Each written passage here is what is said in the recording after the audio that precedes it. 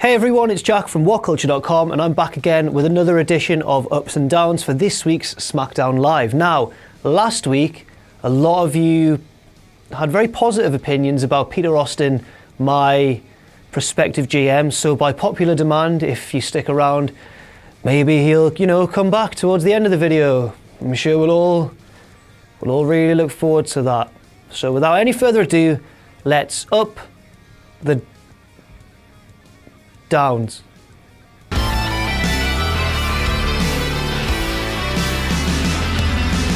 Now we start things off with a down, sadly, because in the opening segment nobody really seemed to know what they were doing apart from Bray Wyatt and Eric Rowan, who came out of the ring, called out Dolph Ziggler, all the things that a good heel should do, and Bray did it in his uniquely charismatic way. But then Dean Ambrose came out. Where was his beef with Bray? There wasn't really any. I suppose he could have stayed backstage. And then Ziggler came out, jumped in the ring and attacked both Rowan and Wyatt and obviously got beaten down. Not really sure why he did that. And then Ambrose jumped in to save Ziggler when we've seen Ambrose act a little bit kind of heelishly over the past sort of week.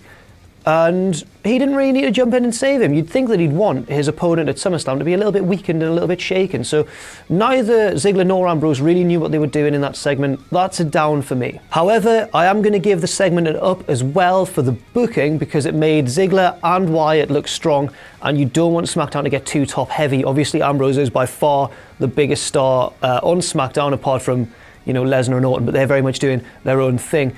And you don't really want Dean to look like an invincible champion. You want a host of strong competitors, and that's exactly what SmackDown has established. Ziggler looks better than he has done in years, and so does Bray as well. He's got some of that menace back too, so that's definitely an up. Richard, the editor, has just pointed out that I've implied that Ambrose is a bigger star than John Cena. I'd just like to apologise to John Felix Anthony Cena Jr. For such a transgression.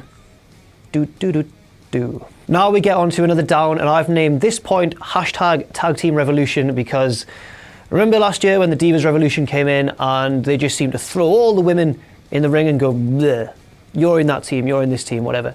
They're kind of doing the same thing with the tag team division. American Alpha came out and beat a couple of enhancement talent, local competitors, jobbers, whatever you want to call them, and then all the other tag teams on SmackDown jumped in the ring and had a big fun brawl. This doesn't really establish a storyline, does it? It doesn't really do a favour to any team in the division apart from American Alpha, who looks strong, but man, it was just a whole load of just nonsense, really. I'm afraid that's a down as well. Now, I gave this an up last week and I'm giving it an up again because I love what they're doing with Eva Marie at the minute. Last week she injured her leg jumping off the turnbuckle. This week she had a wardrobe malfunction. She deliberately undid the straps of her ring attire, had to be covered by a towel, ran to the back, and by the time that she came back out, the match was already underway and she'd been replaced by Alexa Bliss. Becky Lynch sold this perfectly on the microphone. She was very frustrated. The crowd hate Eva Marie, but it's for the right reasons now. It's not because she's being rammed down our throats as a babyface. It's because WWE are pushing her as what everyone sees her as, an inexperienced woman who's been chosen mainly for her looks, let's face it, and they're really taking this in an interesting direction. I will just say, I hope they don't drag that out for too long, and I hope the storyline deepens and develops as it goes on. But for now, that's an up as well. Another conflicting one, Alexa Bliss came out to replace Eva Marie. She beat Becky Lynch by virtue of a distraction, as Eva made her second entrance with that hilarious voiceover man going, oh, it's Eva Marie, I can't do it. And then Alexa hit her finisher, we got to see that, that's great. Got the pinfall. I'm giving it an up, but I will say that this does make Becky look weak. It's been a good long while since we've seen Becky in a position of power and strength, and she really needs to pick up a win soon.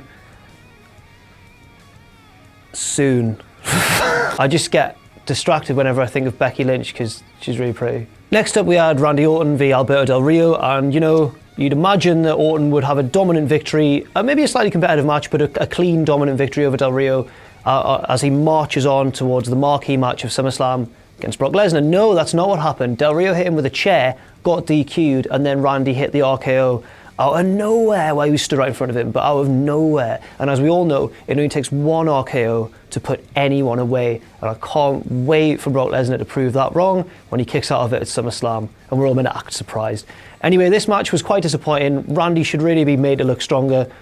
It's a down for me. Now, as I said, I would be bringing Peter Austin back from last week due to popular demand. I'm going to give him a bit more of a challenge this week because I don't want to be too harsh. He didn't really impress me last time. I mean, he didn't know who Steve Austin was. It doesn't matter. I'm going to give him a fresh start, and I'm going to let him co-decide with me some of the ups and downs, and I'll, monitor how he does. So without further ado, Pierre, do you want to just... How are you? Are you all right? You good? Yeah, I'm good. What's that you've got there?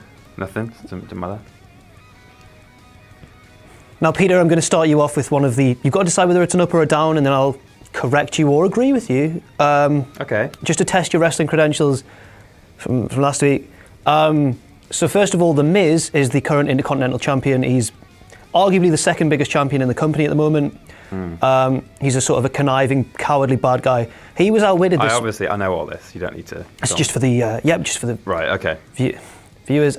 He was outwitted this week by Scooby-Doo in the car park. Yeah. Scooby-Doo locked him in the Mystery Machine and then drove off in the Miz's sports car. Is that an up or a... Bearing in mind, this is the second biggest champion.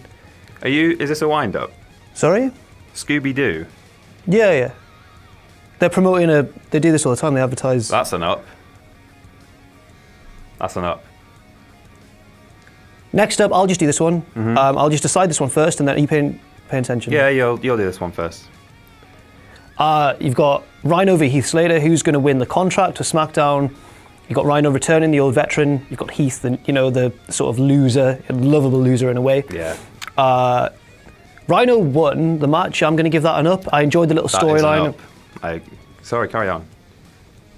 That's all right. It's fine. I'm glad you agree. That's an up. Rhino, it was good. You really throw me off here, Peter. I don't know What did you think of Rhino? What do you think? Rhino. Well, Rhino makes me think of. Look over there. Look over there. It's Rhino. I think is just like Damien Demento when in 1993 he defeated Jim Powers on February 20. That's some astonishing knowledge there, Peter. That one's an up. It's good to know that you've been brushing up on your new generation era. Next up, we have the women's match between Carmella and Natalya.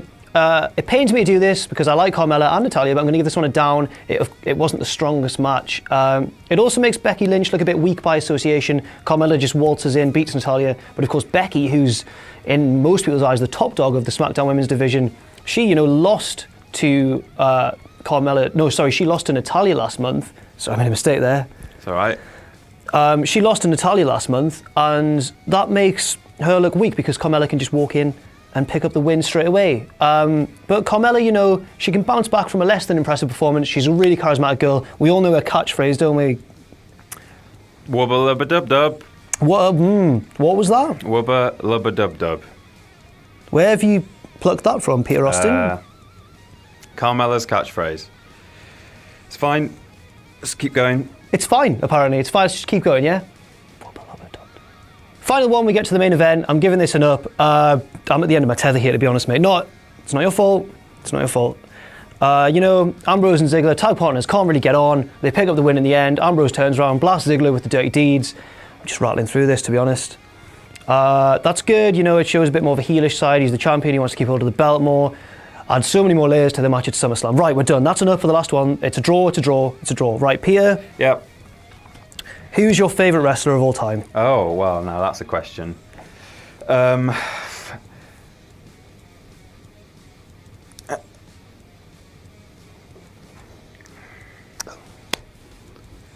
Jeff Jarrett. That's all we've got time for this week. On Ups and Downs, I've been Jack from WhatCulture.com. I've been Peter from WhatCulture.com. I'm on Twitter at Jag_thejobber. At that Peter Austin. At that Peter Austin. Lukewarm Peter Austin instead of Stone Cold. And we'll see you. I don't get it. What? We'll see you soon. We'll see you soon.